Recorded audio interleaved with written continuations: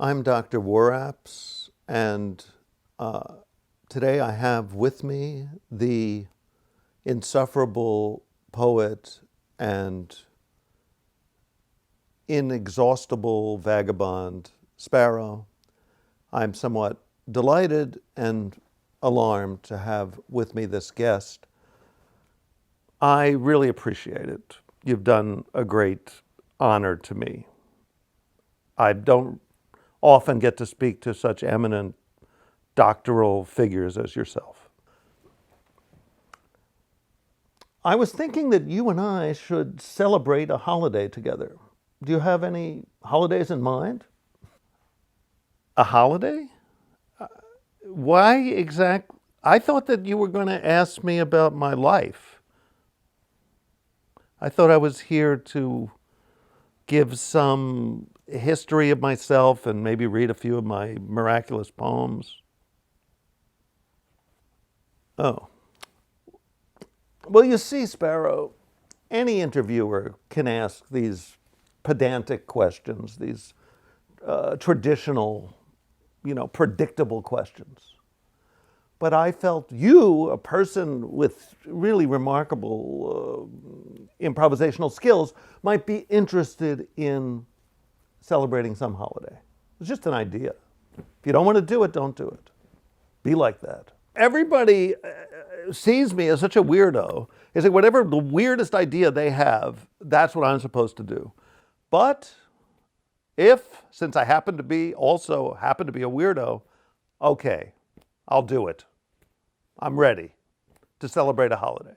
And clearly the holiday should be the Feast of Saint Bernice. The Feast of Saint Bernice? Now, who exactly is Saint Bernice? Well, if you look her up on the internet, there's only one sentence about Saint Bernice. Saint Bernice, 4th century, she was martyred in Syria with her mother and sister. That's on Catholicism.org.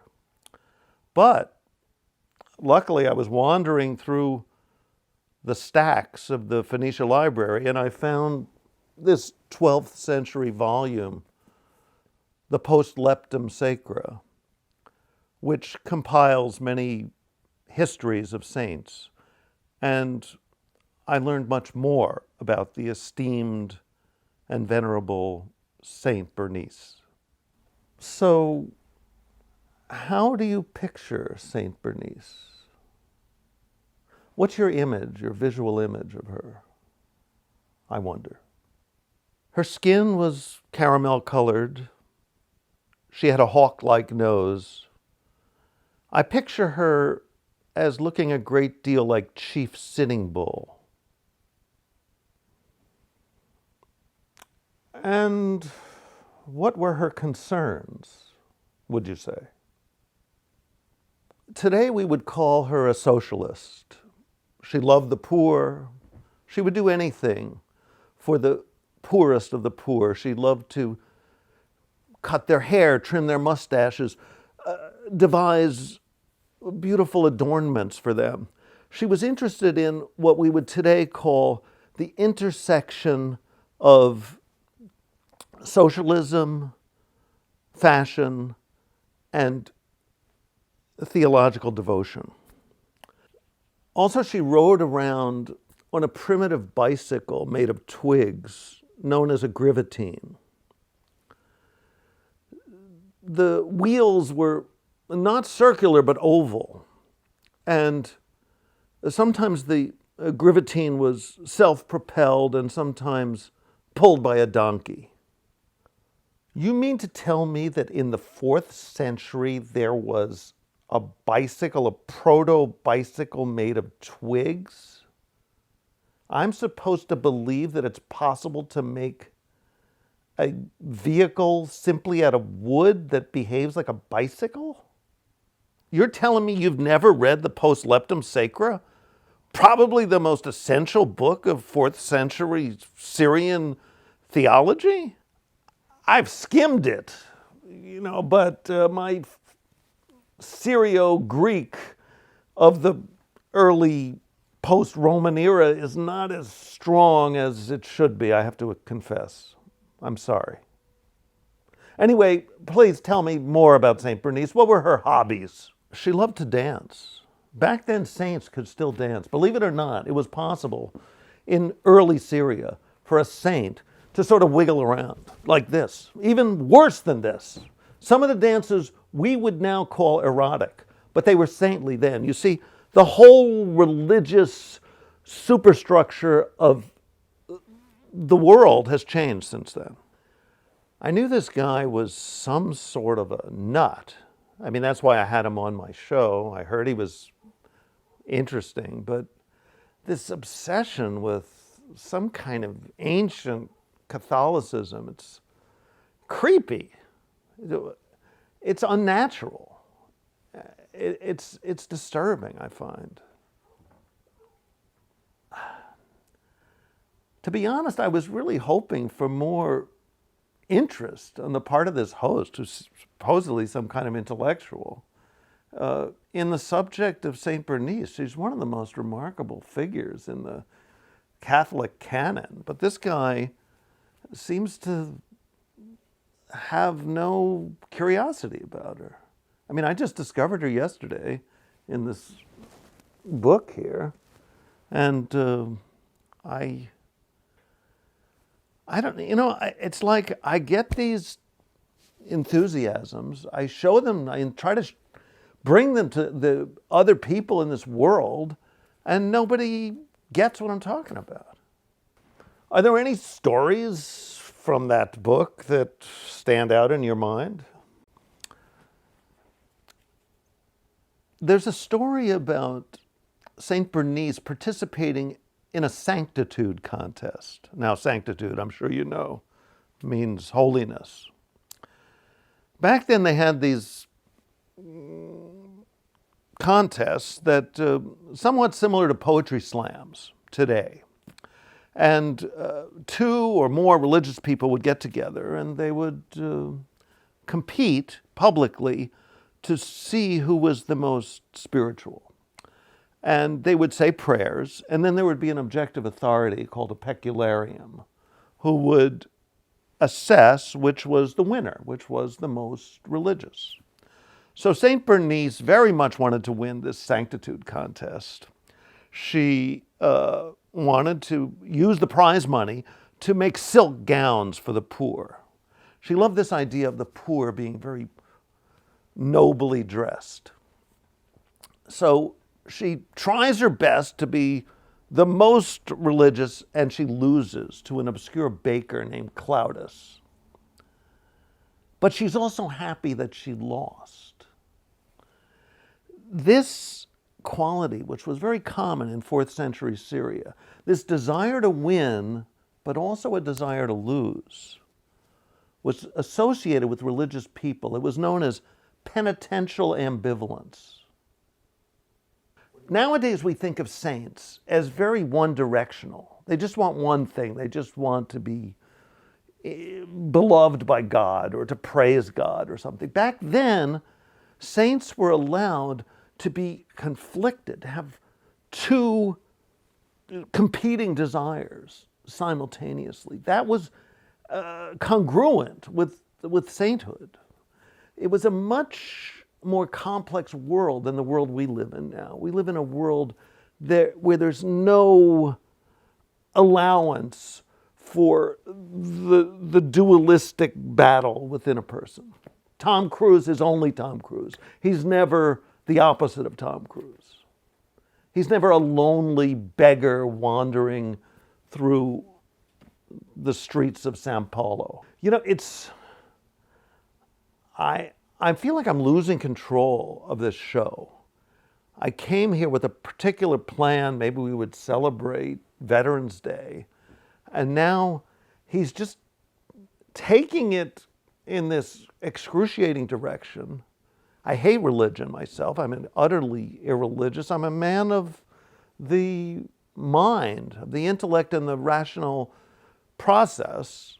That's why I have this show. And these series of impossible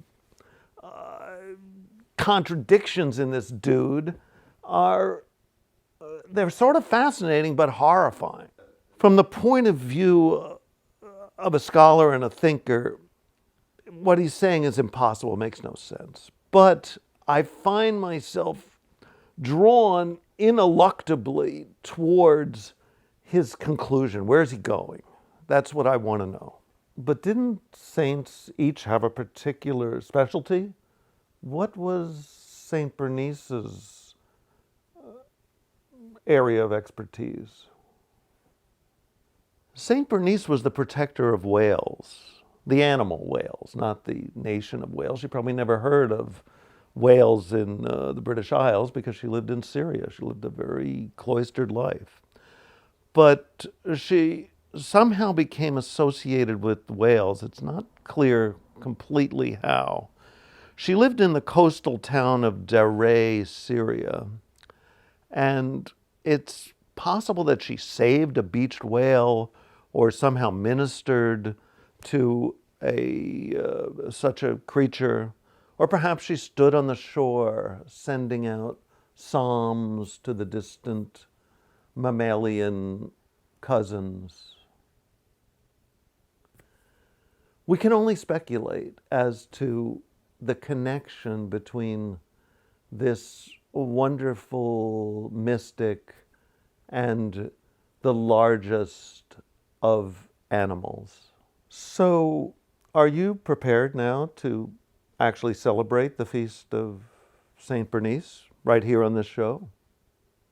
Is that possible for you? Yes, I'm absolutely prepared to celebrate the beloved Saint Bernice. I have this little pennant, it says Moon Man, you see, and I have a ginger root, the traditional vegetable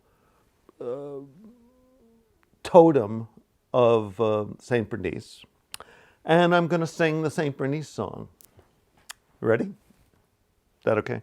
Saint Bernice, Saint Bernice, you guard the whales, you bring us peace. Sing along at home. Saint Bernice, Saint Bernice, you guard the whales, you bring us peace. You know, this guy he's so much the opposite of me that I hate him. I despise everything he does. But first of all, I can't understand it. That makes no sense to me. But also, it's very charming. It's very childlike. It's like I've been studying since the age of 6 to get my PhD, to get my postdoctorate, to get my postdoctorate. I've just lost that ability to be really stupid and foolish. And I just am filled with a kind of depressive regret looking at this fellow. It's painful. Like looking, it's like staring into the sun.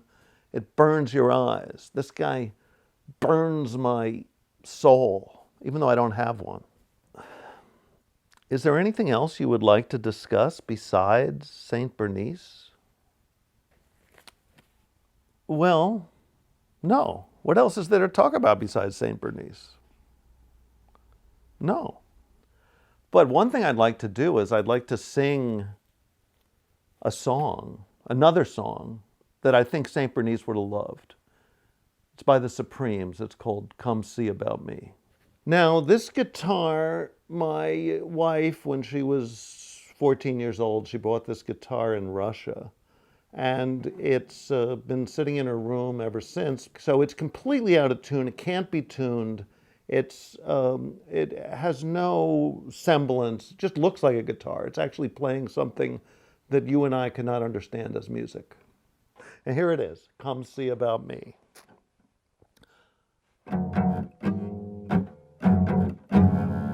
I've been crying, ooh, ooh, 'cause I'm lonely for you. Smiles have all turned to tears, but tears won't wash away the fears that you're never ever gonna return to ease the fire within me that burns.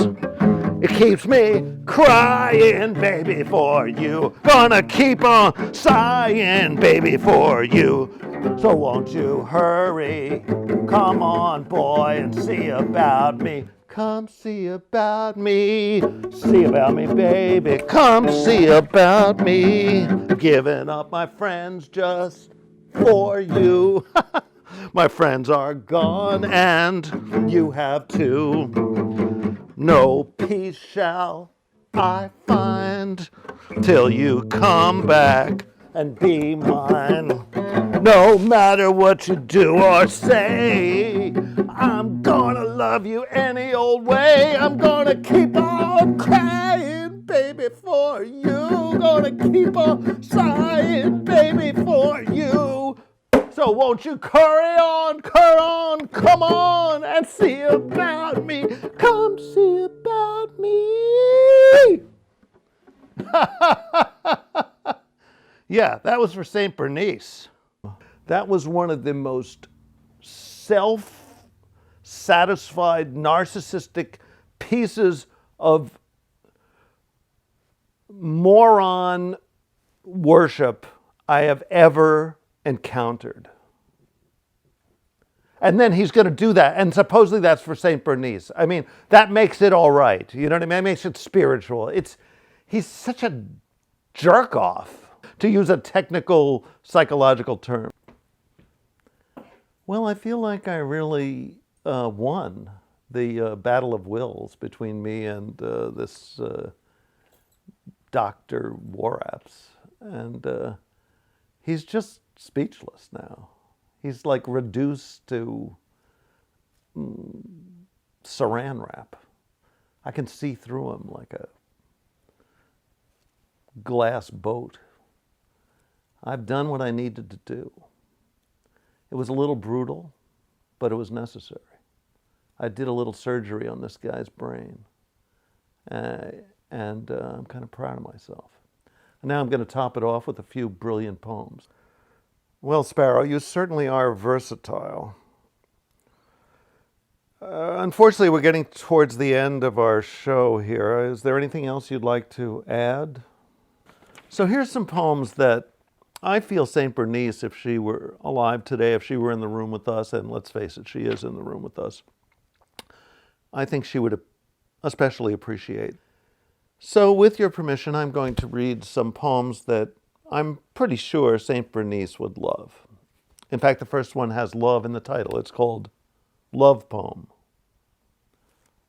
I love poems.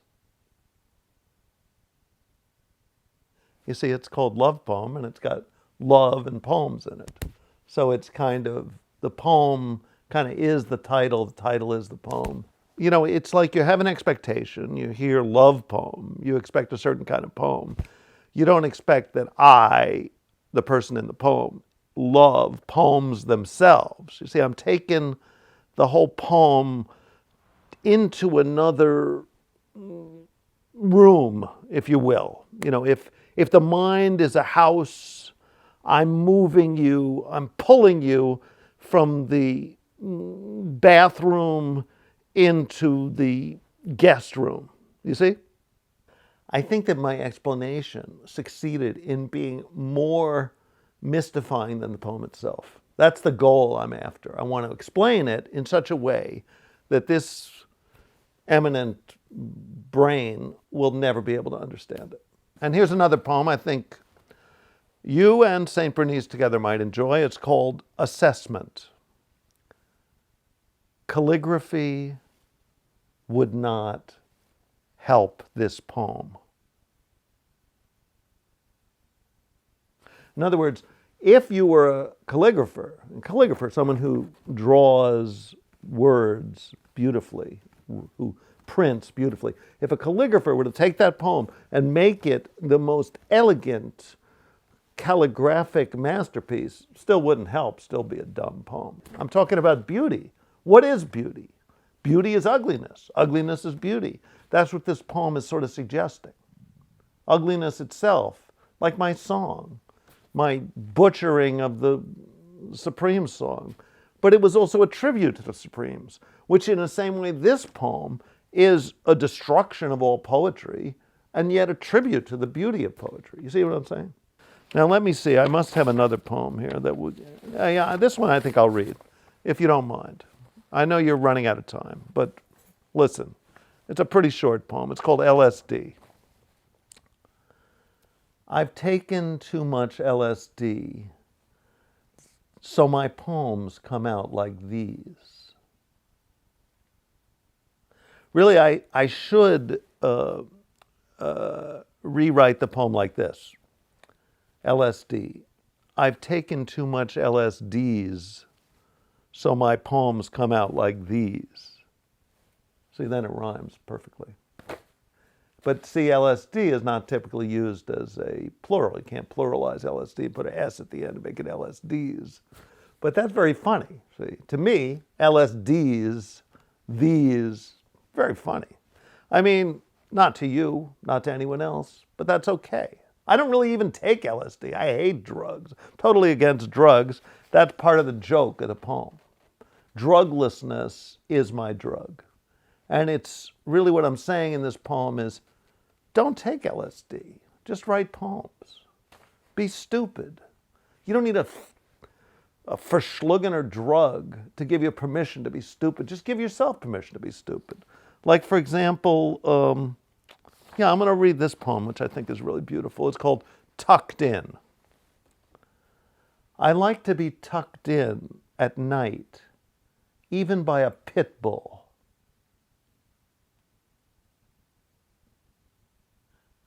Just that image of me lying in my bed at night with a pit bull at my side on the floor, kind of gently tucking in the blankets. That is a brilliant visual concept, really. The loving pit bull. I think I've invented, so I'm going to read it again. It's such a good poem. Tucked in. I like to be tucked in at night, even by a pit bull. And pit bull is such a beautiful word. It's such a beautiful word that's also an ugly word. Like a beautiful dog that's also an ugly dog. It's a threatening dog that's also a lovable dog. Like the word pit bull is a threatening word. Pit bull, pit bull, pit bull. And then there's an exclamation point at the end of the poem. The pit bull exclamation point. Just to emphasize the pit bulliness of the pit bull. I'm really enjoying explicating my poems. My poems need to be understood by all of humanity. I'll end with this poem. It's called I Told My Therapist. I prefer poems without meaning.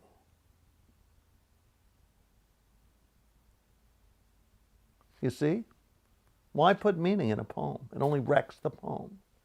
Poems don't have to have meaning. Like this poem has no meaning.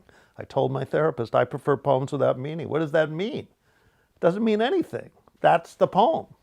The poem itself is what it's talking about. Because when you drain the meaning out of something, and I think St. Bernice would 100% agree with me, even though she maybe didn't exist, just between you and me, that then you can begin to see it without the cloak of meaning over it. It's like this guitar. You play this guitar,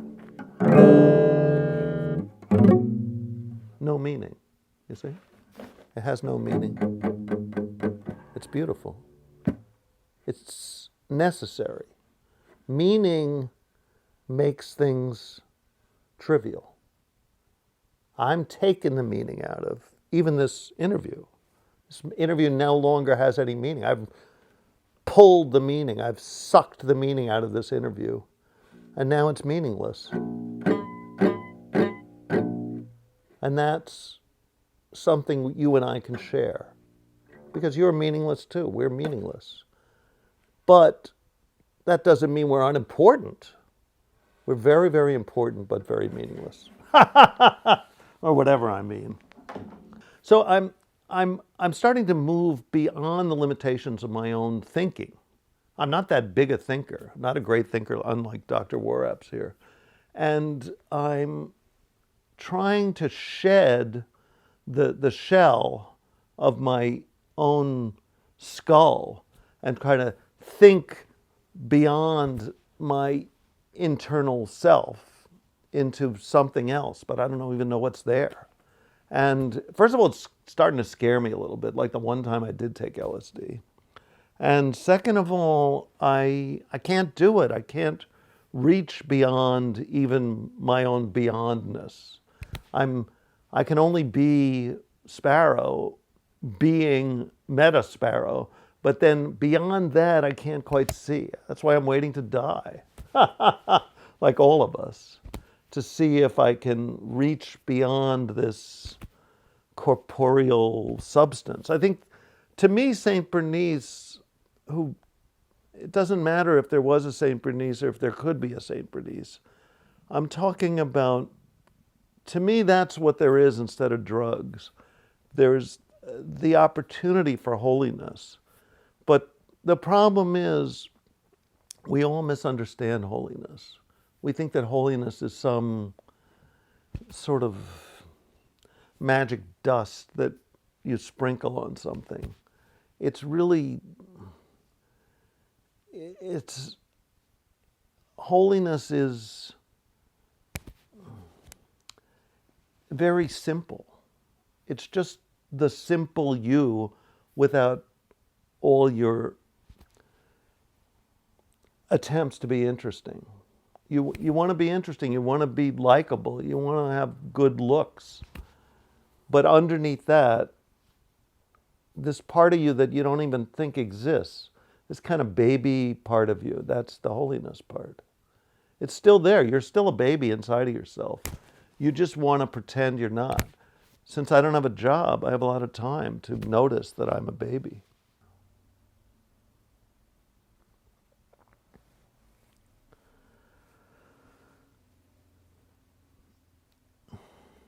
I feel like I've been thrown into a garbage can, then thrown from the garbage can into the garbage truck, taken to the town dump, thrown onto the top of the dump, and now I'm sitting there, just waiting for some friend of mine to come by and take me home.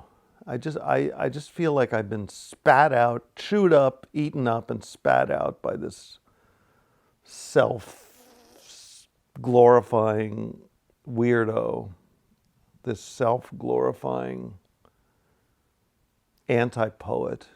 And it's exhausting.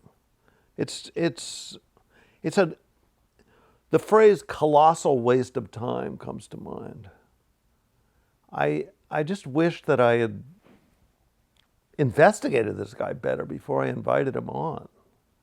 I honestly had no idea he was so imbecilic, so relentlessly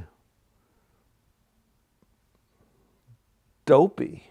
If only he had some talent, it might make up for this spectacle. But it's pathetic. I really need a nice glass of Matus after that. I'm going to be so delighted to go home, back to my house, pick up a copy of the New Yorker, lie in bed and rest after this. Well, this train wreck continues on in his blundering existence. I mean, I feel sorry for him, really. It's a sad waste of humanity. Obviously, he has some intelligence, some good will, but it's all spiraled down a kind of shower stall of ugly dirtiness.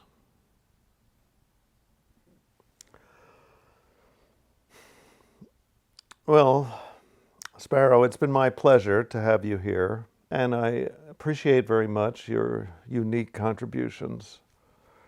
And I want to thank you personally, for coming, for being my guest. Well, it was my pleasure. I mean, really, I had a great time, and I was surprised how comfortable I felt, and here in your office, and I hope I can come back many times. I feel like I've just really begun to get to just the very beginning of my thoughts about poetry, poetics, anti-poetics, the meaning of 4th century Christianity. And I know it was a little, perhaps, outre, a little odd for you, but, I thought you were wonderfully astute and welcoming, really. I just felt at home. I mean, this is pretty much the best I can expect from the world, and that's been great. Thanks so much. And, I would like to give you the kiss of peace now.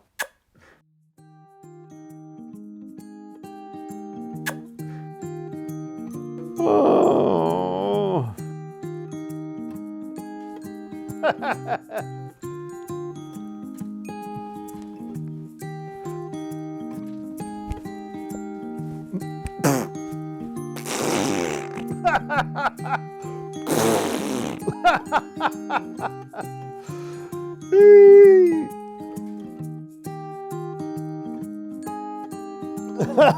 I'm the winner. I beat him.